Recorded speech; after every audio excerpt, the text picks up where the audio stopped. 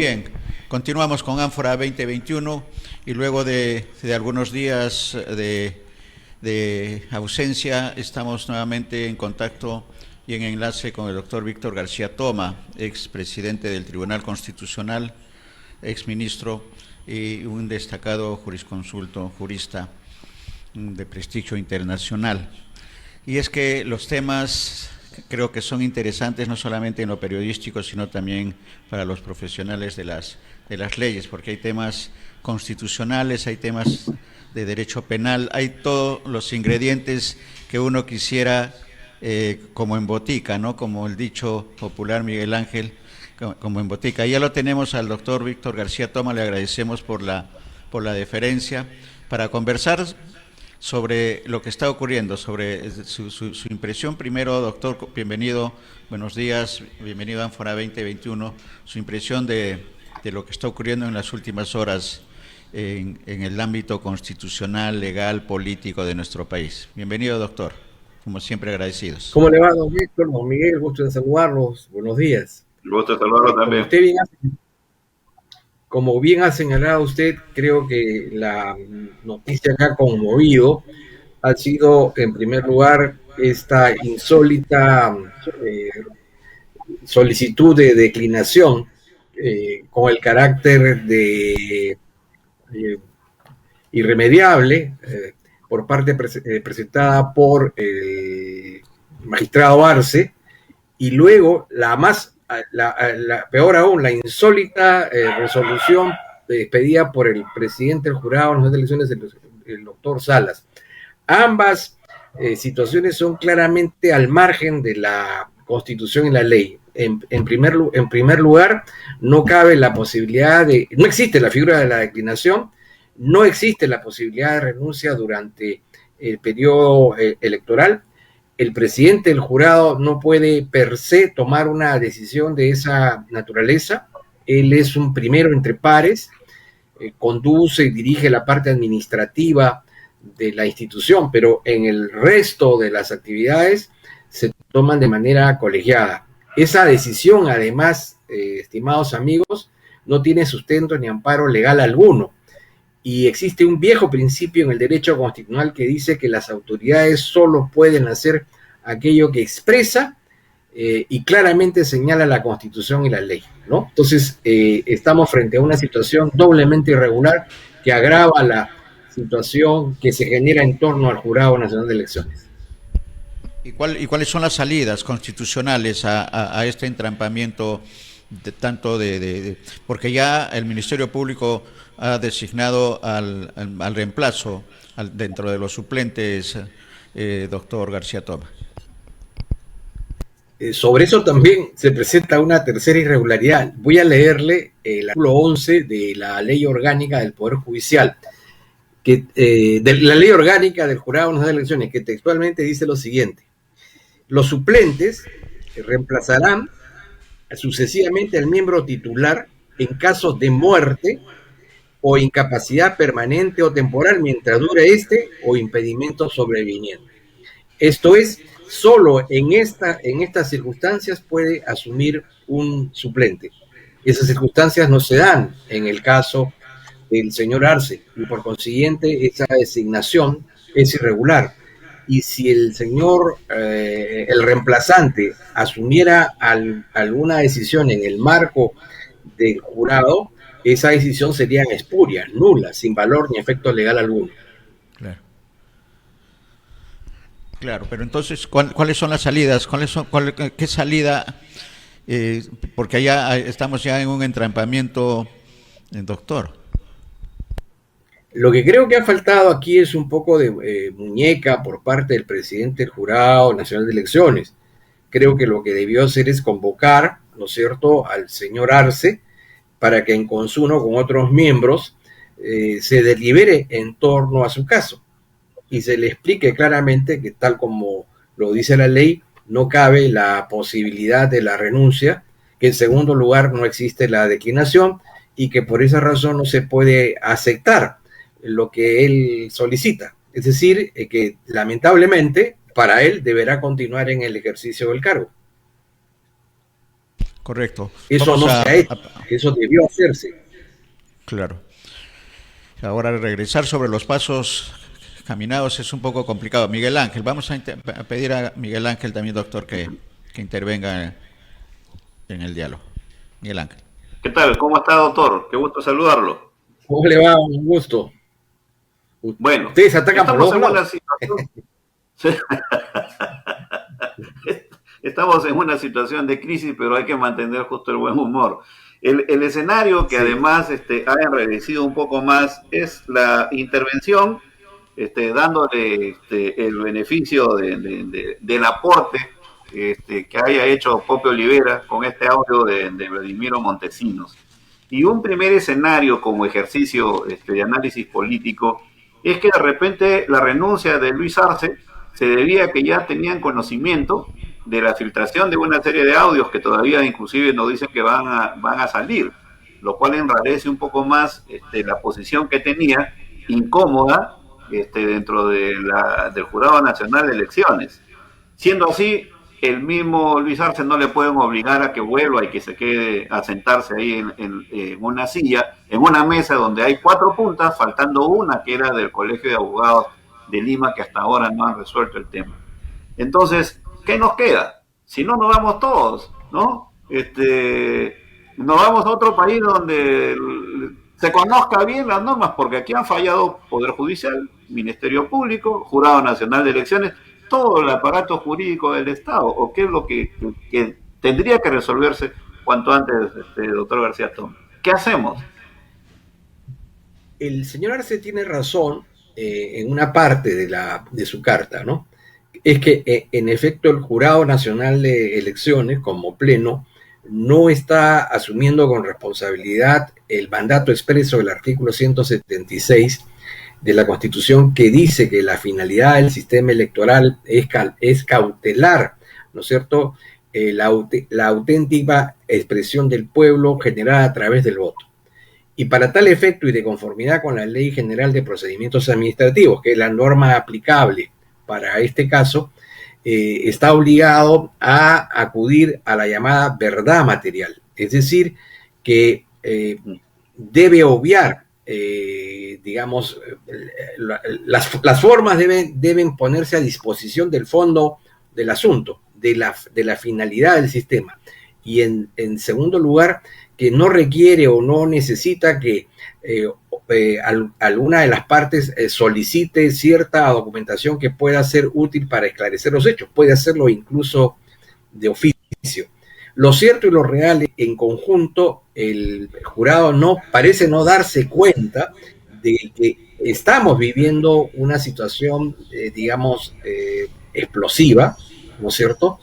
Y que lamentablemente ellos están contribuyendo a acrecentar esa situación que puede llevar a un desborde. En el mejor de los escenarios, lo que puede hacer es entregar una proclamación con una precaria legitimidad, generando para el próximo gobierno, digamos, un problema serio, digamos, de gobernabilidad, ¿no? Entonces, creo que hay que acudir al jurado y hacerle entender, hacerle comprender que la responsabilidad que ellos tienen trasciende, digamos, largamente una acción cotidiana. Ellos están en estos momentos parados frente a la historia, y lo que hagan o dejen de hacer va a tener una enorme y lamentable trascendencia si es que no actúan, digamos, con el sentido de responsabilidad, de ponderación y de inteligencia que se requiere en este caso. Claro, doctor García Toma, pero en relación a la verdad material a que usted hace referencia, es justamente al pedido que ha hecho Fuerza Popular de mostrar el padrón electoral. ¿Se refiere usted a eso como verdad material? Lo que Fuerza Popular ha pedido es la lista de electores, ¿no es cierto?, que es ese documento que se encuentra en la mesa de sufragio y que todos y cada uno de nosotros conocemos, porque ahí aparece nuestro nombre y colocamos nuestra huella digital. ¿Por qué Claro, es esto importante? que ha sido también materializado a través del recurso de Alias Data, ¿no? Claro, pero ¿por qué sería importante ese documento?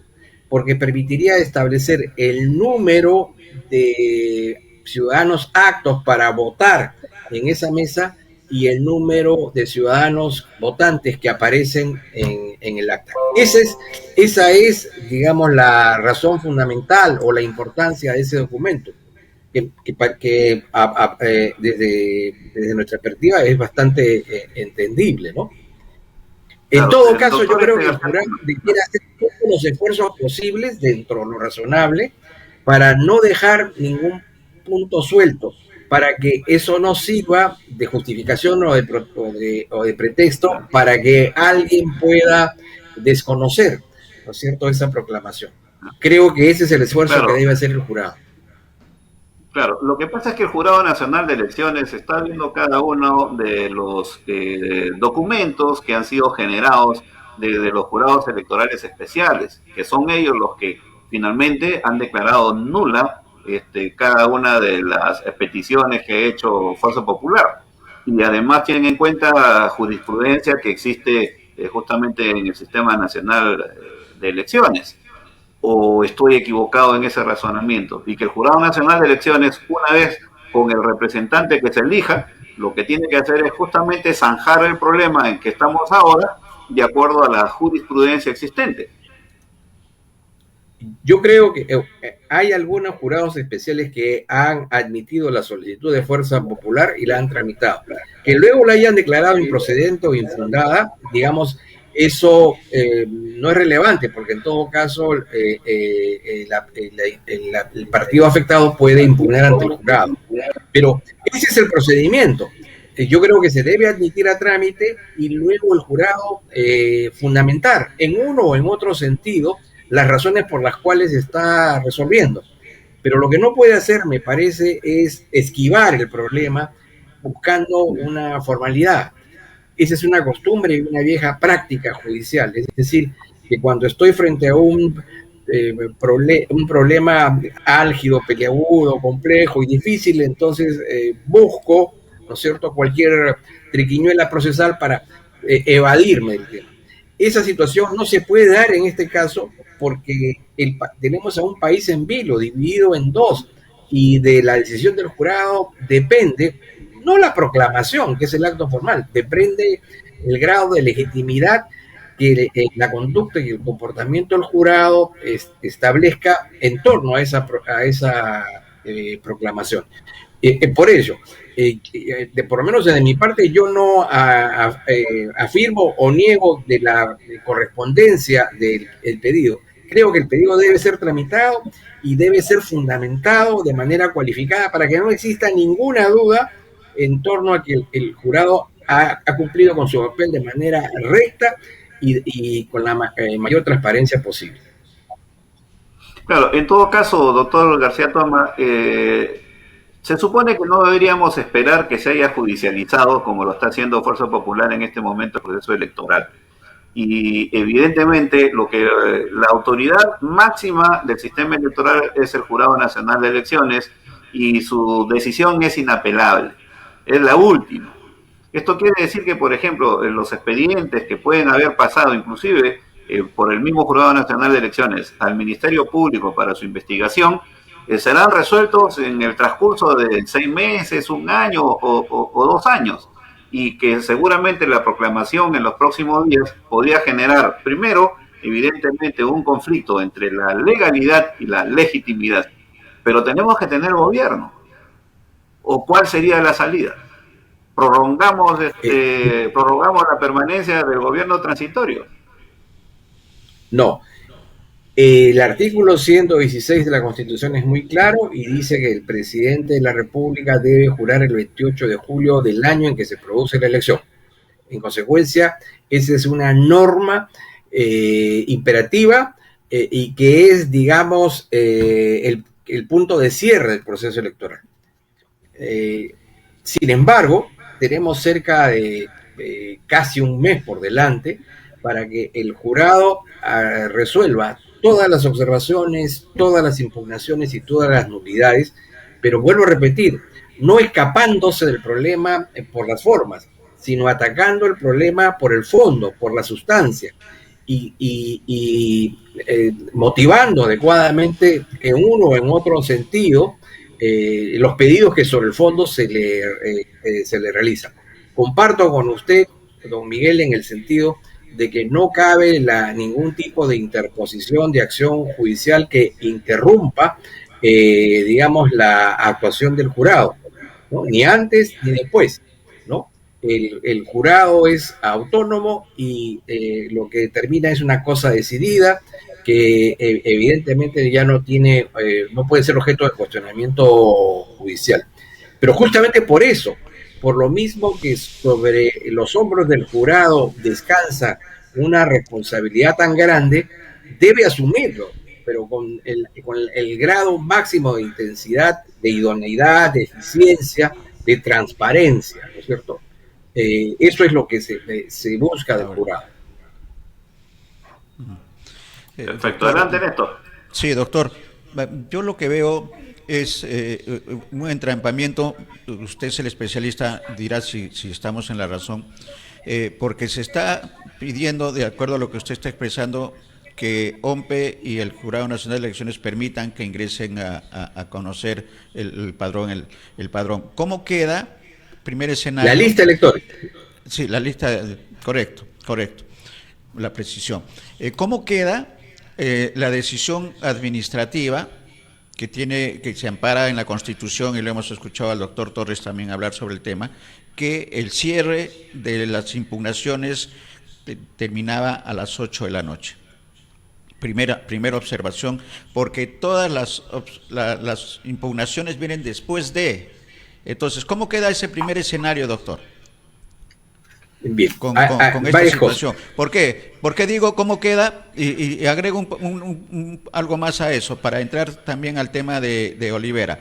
Porque Olivera se queja que a él lo balotearon, lo observaron su postulación y conjuntamente con él a otros precandidatos presidenciales que estuvieron aparentemente en competencia. Esa primera parte quisiera la apreciación suya, porque aparentemente hay contradicción, ¿o no, doctor?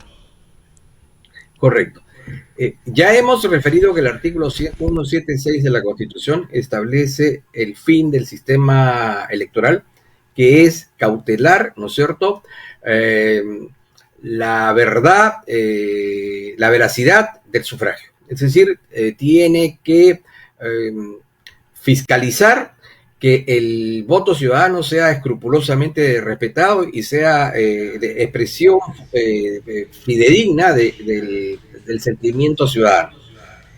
En la Ley del Procedimiento Administrativo General, en el principio de razonabilidad 1.4, se establece lo siguiente: las decisiones de la autoridad administrativa, que en este caso serían las del Jurado Nacional de Elecciones, cuando creen obligaciones, califiquen infracciones, impongan sanciones o establezcan restricciones a los administrados, deben adaptarse dentro de los límites de la facultad atribuida y manteniendo la debida proporción entre los medios a emplear los fines que deba tutelar, a fin de que respondan estrictamente necesario para la satisfacción de su cometido. Es decir, que en aplicación del principio de razonabilidad, los procedimientos deben adecuarse y deben someterse, ¿no es cierto?, al cumplimiento de los fines institucionales. En segundo lugar, la ley habla de días, no habla de horas, y un reglamento no puede ir en contra de lo que dispone el artículo 176 de la Constitución y el artículo 1.4, el título preliminar de la Ley del Procedimiento Administrativo General. Hay que señalar además que cuando el Jurado Nacional de Elecciones derogó curiosamente una norma que no había publicado previamente, sostuvo esa derogación en una supuesta jurisprudencia del Tribunal Constitucional. La jurisprudencia del Tribunal Constitucional es muy clara y dice que cuando precluye una etapa procesal electoral, esta no puede reactivarse. En eso estamos de acuerdo. Pero ¿qué es lo que ha dicho el tribunal? En el caso Ceballos, que el proceso electoral tiene 3 etapas: la convocatoria, que ya precluyó; el proceso sufragial, que ya precluyó cuando cuando la OMPE dio los resultados finales y la proclamación. Esa etapa no se había iniciado cuando se presentan estas solicitudes y en segundo lugar a la fecha tampoco ha concluido.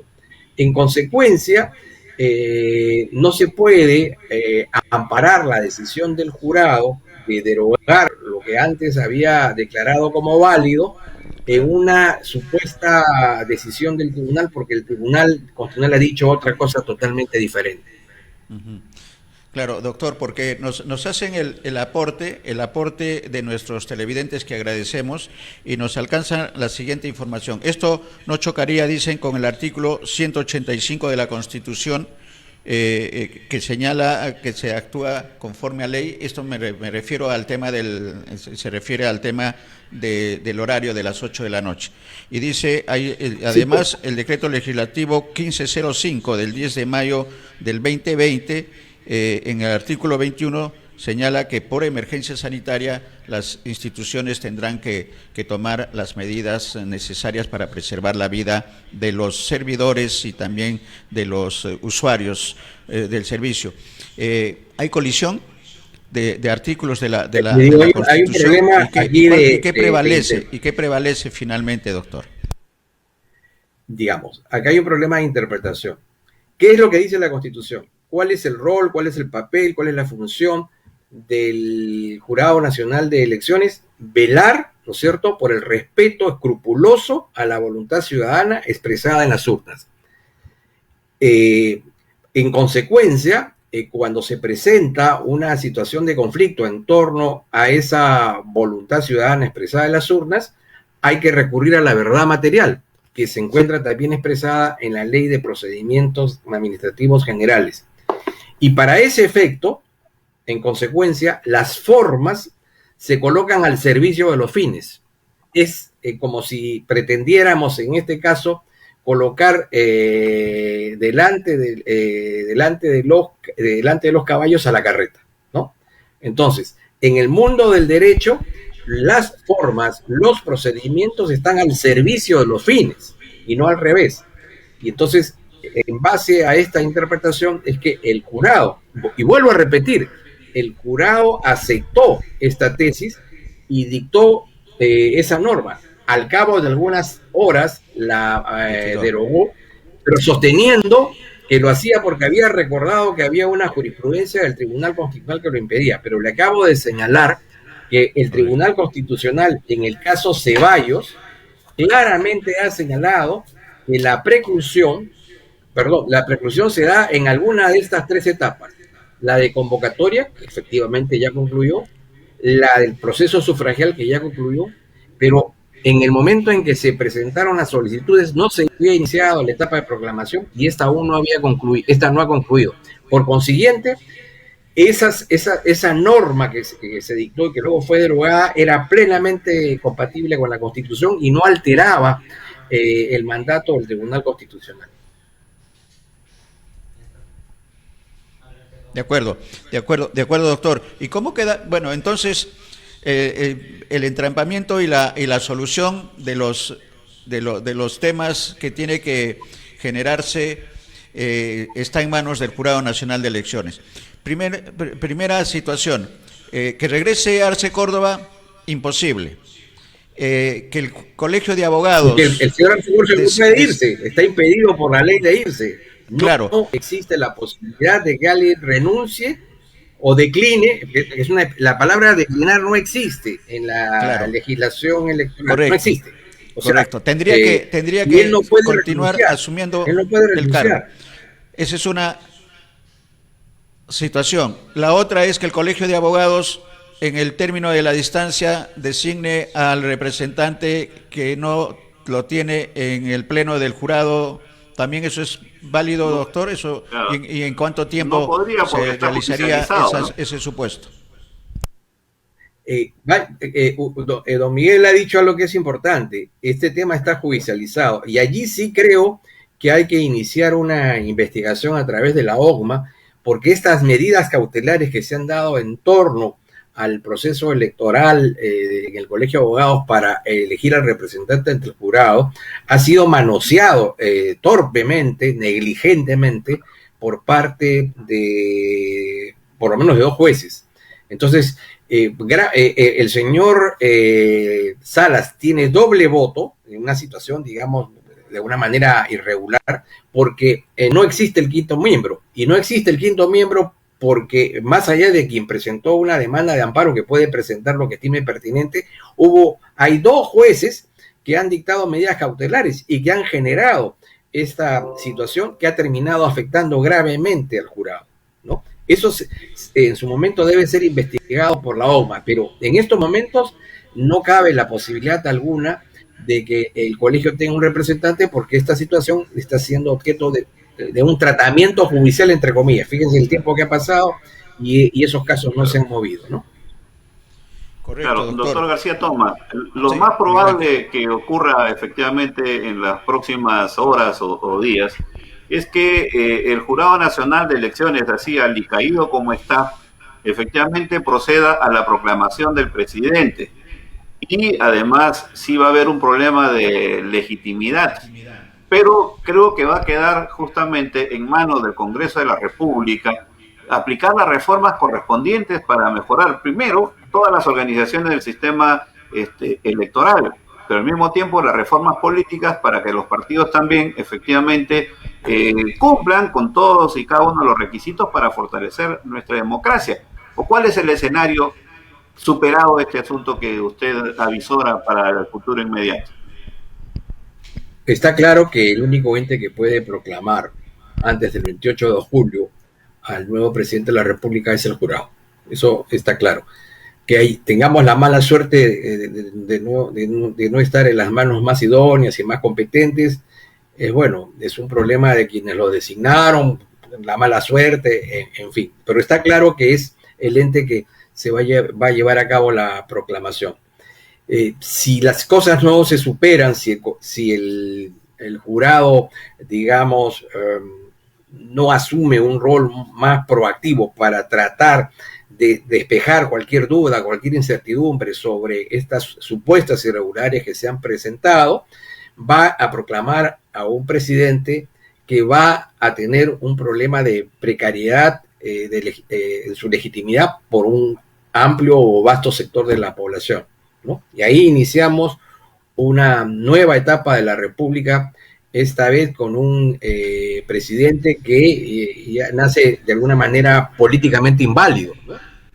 En el sentido que no va a poder caminar al ritmo que el país necesita por el problema de la pandemia, por el problema de la crisis económica, por el problema de la falta de empleo o el desempleo, por el problema de la seguridad ciudadana y la lucha contra la corrupción, ¿no? Pues eso es el problema que se va a presentar. Pero comparto con usted, con don Miguel, para bien, para mal, probablemente para mal, el jurado antes del 28 de julio proclamará a alguno de los 2 candidatos como presidente y le dejará como presente griego, habida cuenta que no parece ser que vaya a cambiar la actitud, una presidencia con precaria legitimidad. Eso es lo que va a pasar.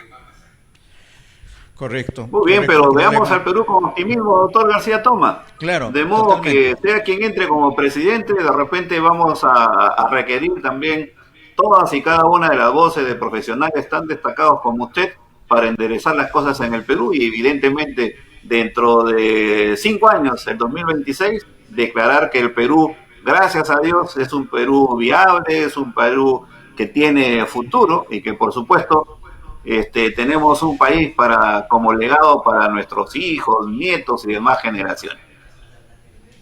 Así para que, terminar esta entrevista con un hálito para terminar la entrevista con un hálito de entusiasmo, estamos seguros que el domingo pasamos a la segunda ronda con la victoria del Perú sobre Venezuela. Totalmente. De eso creo que estamos seguros. Y le ganamos a la dictadura, perdón, a Venezuela. Sí. Ahí hay un meme. Ahí creo que estamos todos juntos. Ahí estamos todos juntos. Porque hay un meme que dice se van a enfrentar 2 países comunistas, ¿no? Venezuela y Perú, y esto queda para la broma y para la risa. Solamente, doctor, Claro. excelente, porque su exposición pues nos hace recordar su gestión como presidente del Tribunal Constitucional, que fue brillante, por decirlo menos. Le dejo solamente para que nos haga una respuesta muy breve a la pretensión de Fernando Olivera de que se den nuevas elecciones en la que le permita a él acceder. Al parecer esa es la intención de todo lo que está ocurriendo, y en otro momento hablaremos de estos Vladivideos que han aparecido nuevamente, doctor. ¿Cuál es el concepto de este pedido de Olivera? Yo tengo ciertas dudas cuando el señor Olivera o la señora Ginny Belcatoma presentan una denuncia. La verdad que no me generan convicción, ¿no?